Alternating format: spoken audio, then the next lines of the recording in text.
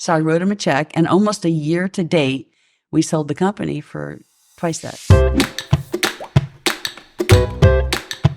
Okay, I'm totally shifting gears here, but this is like one of my favorite all-time stories ever. And Carrie, maybe you can tell it.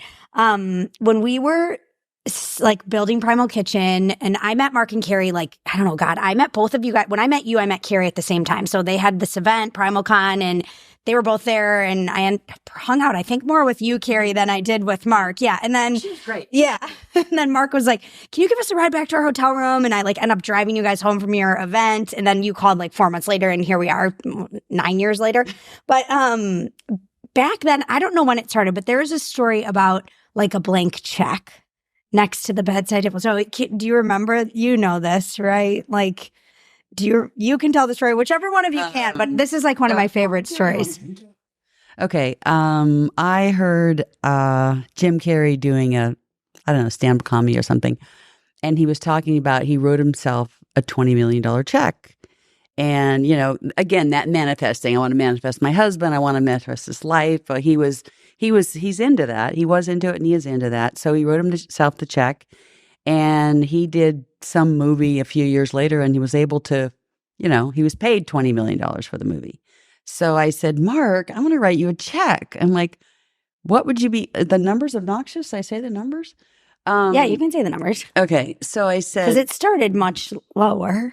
Oh, no. Yeah. No? I thought it changed over time.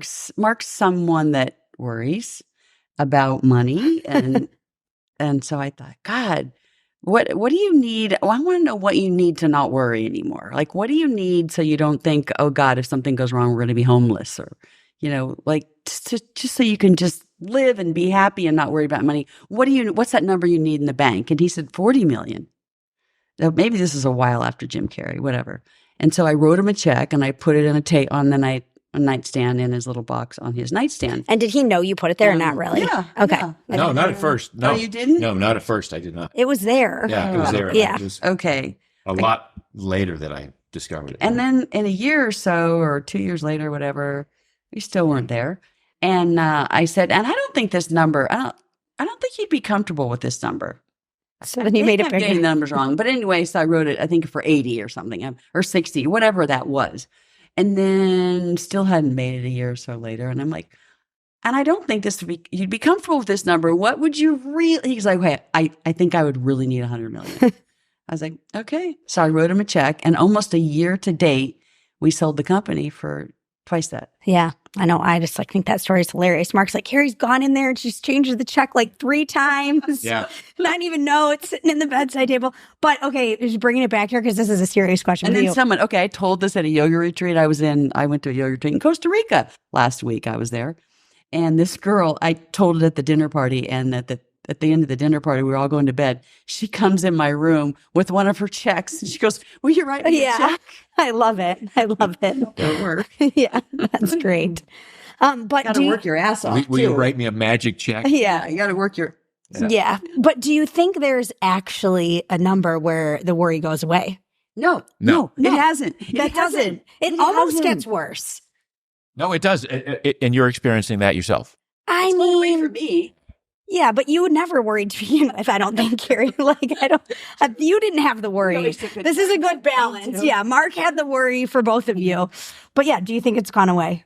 Oh, it's gone away enough, but it just takes a different shape. And now there's different obligations, and there's different things that tug at you, and and I've shared this sort of with other people who've done well in their own careers.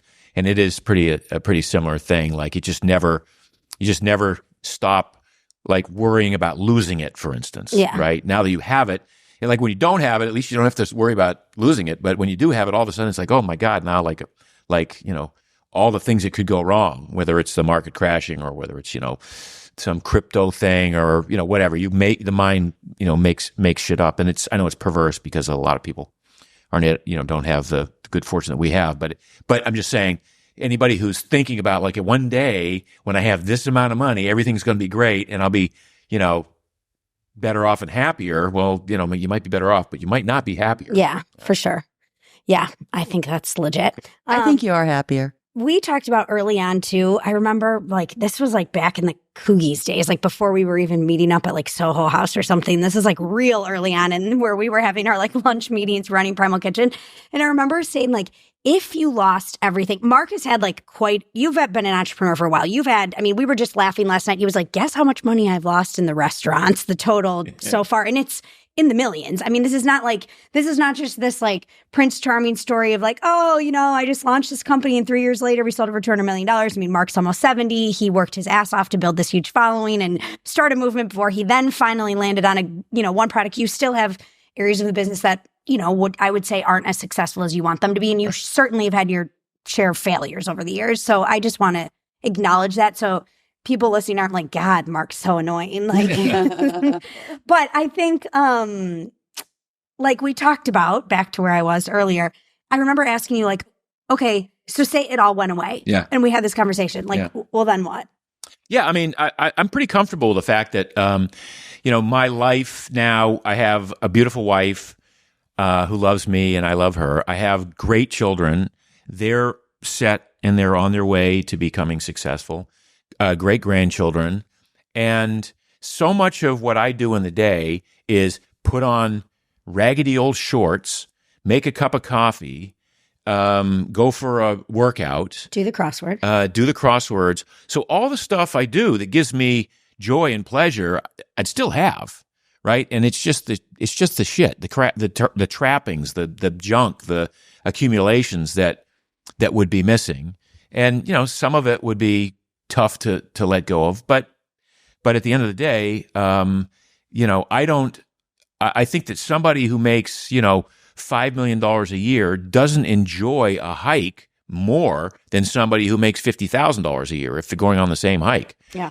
So the beauty of being outside and nature and being in the moment and having fun with friends and, some of my best social times ever were when I had zero money and hanging out with 5 friends, passing a bottle of Blue Nun wine around, or a joint back in my 20s and listening to music. It was so it's, you always got to come back to what really gives you joy and what makes you happy is the thing that money can't buy. You have to find it yourself. Yeah.